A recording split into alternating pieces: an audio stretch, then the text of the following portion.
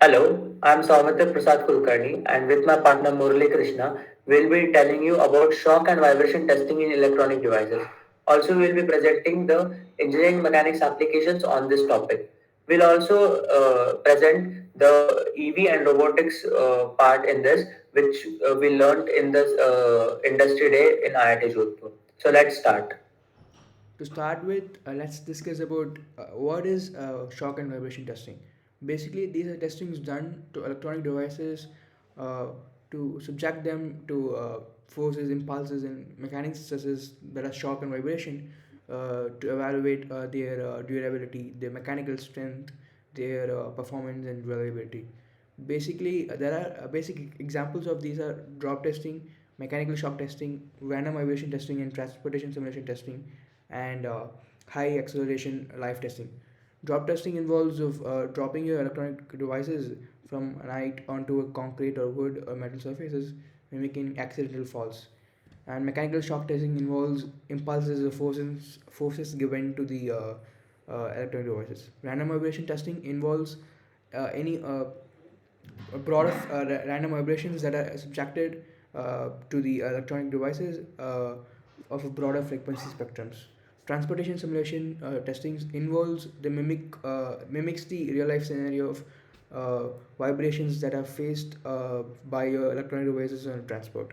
High acceleration life testing involves thermal stresses and mechanical stresses, which will be helpful to evaluate your designs or models' weakness and to enhance their reliability. And these are some images of the electronic devices that we are discussing about.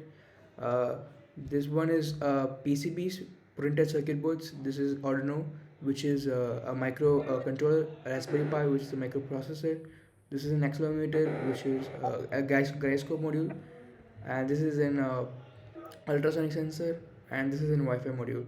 And these Wi-Fi modules and accelerometers are so sensitive that even any change, any damage might change the readings drastically. So shock and vibration testings are crucial for these kind of components. Okay, so engineering mechanics. What are the applications of engineering mechanics in this field? So design optimization. Engineering mechanics helps engineers design and improve the structure by making them shock and vibration bearable, and make see how well electronic devices handle the shock and vibration. This helps the device to make it stronger.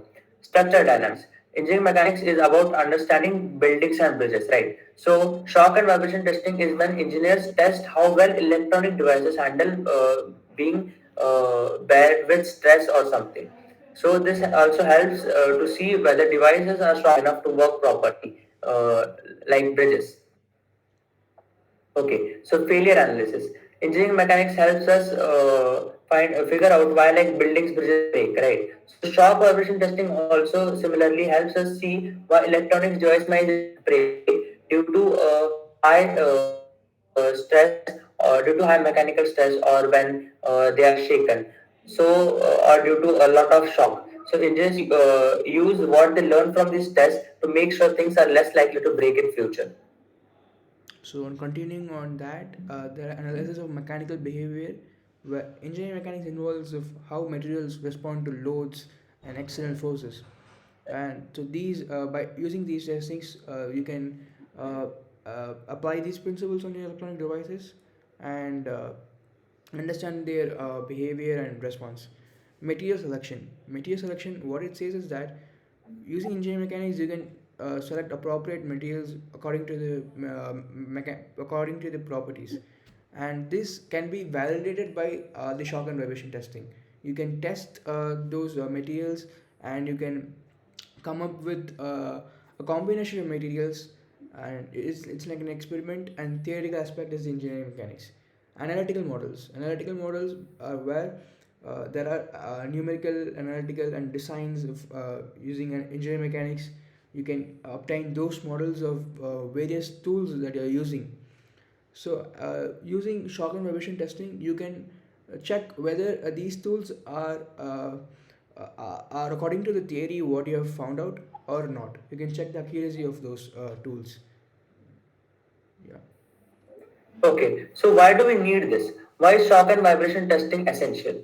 So first is product reliability and durability. Electronic devices are often subjected to mechanical stresses during transportation and handling them, right? So shock and vibration testing helps ensure that these devices can withstand such stresses without experiencing performance degradation or failure. So second is customer satisfaction or compliance with standard and regulation. Many industries have specific standards and regulations regarding the mechanical robustness of electronic devices. Shock and vibration testing helps ensure compliances with these standards, which may be required for product certification, market acceptance, or illegal reasons. Okay, so then what is next? It's design optimization. Optimization of design and manufacturing processes helps the shock and vibration testing provide valuable feedback for optimizing the design and manufacturing process of electronic devices. By identifying weak point or areas of improvement early in the development cycle, manufacturers can streamline production and reduce costs associated with rework or redesign. Okay. So next is risk mitigation. Identifying and addressing potential weaknesses in electronic device designs before they reach the market can mitigate the risk of costly recalls, warranty claims, and damage to brand reputation due to product failures caused by mechanical stress, like shock. Okay, then standard and regulation or customer satisfaction. Consumers expect electronic device to withstand everyday use and environmental conditions without failing prematurely. By subjecting devices to shock and vibration testing, manufacturers can improve customer satisfaction by delivering products that meet or exceed performance expectations. That's it. Okay, coming to the initially we discussed about the examples of testings, right?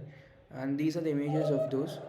The first image that you see is the lab testing lab, and this is the hall that I've mentioned, highly accelerated live testing, and this is the transportation part where you mimic a vehicle and test and you put on the devices and test it.